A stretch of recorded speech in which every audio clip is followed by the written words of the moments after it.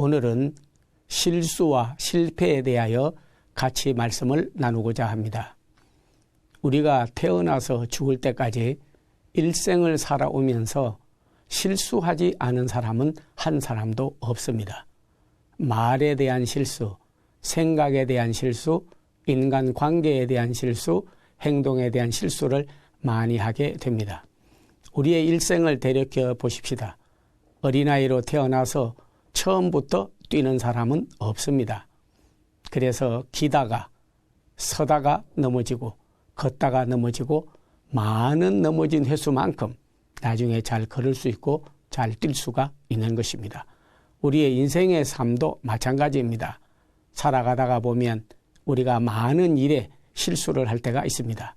그러나 하나님께서는 실수를 하였다 하여 실패했다고 포기하지는 아니하시는 것입니다.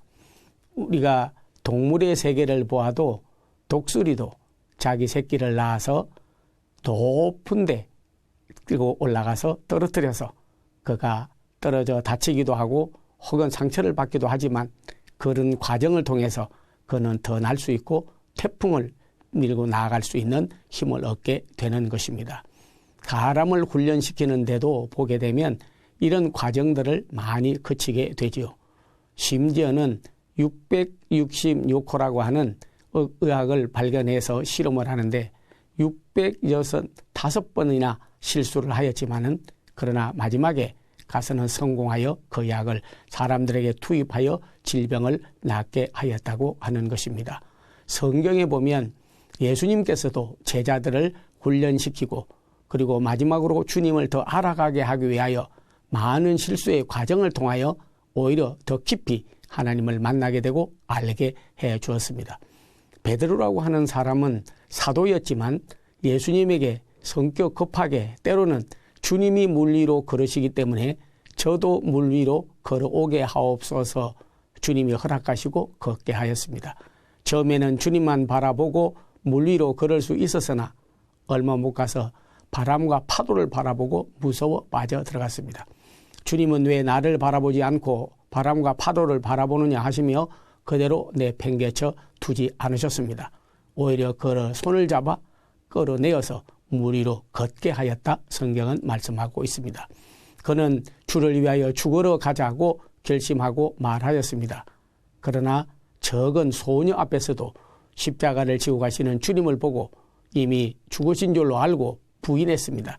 3번이나 주를 모른다고 부인하였습니다. 그러나 주님은 나를 시인하였다가 부인하느냐고 하여 그로 하여금 포기하지 아니하시고 성경 요한복음 21장에 보게 되면 부활 후에 제일 먼저 베드로를 찾아오셨습니다. 시몬아 내가 나를 사랑하느냐 사랑하느냐 사랑하느냐 3번이나 물으시면서 3번 부인했던 베드로를 그로 시인케 하여 다시 믿음을 가지게 하고 사랑하면 내 양을 먹여라 내 양을 쳐라 그리고 내 양을 먹여라고 하여서 고야금 다시 사도의 사명을 감당케 하시고 끝까지 수사도가 되게 하였습니다. 하나님은 인간이 실수하였다고 하여 포기하지 아니하시고 실패케 하지 아니하는 분이심을 우리는 분명히 알아야 될 것입니다. 일생을 살아가면서 우리가 실수를 많이 합니다.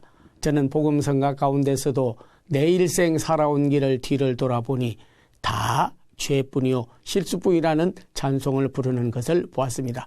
그러나 우리가 은혜 차원에 이르게 되면 나중에는 일생을 살아오는 길이 다 죄뿐이요 다 허물뿐이라고 하던 것을 실수뿐이라고 하던 것을 일생을 살아온 길을 뒤를 돌아보니 하나님의 은행이요 하나님의 사랑이요 주님의 인도하심에 있다고 고백할 수밖에 없게 되는 것입니다.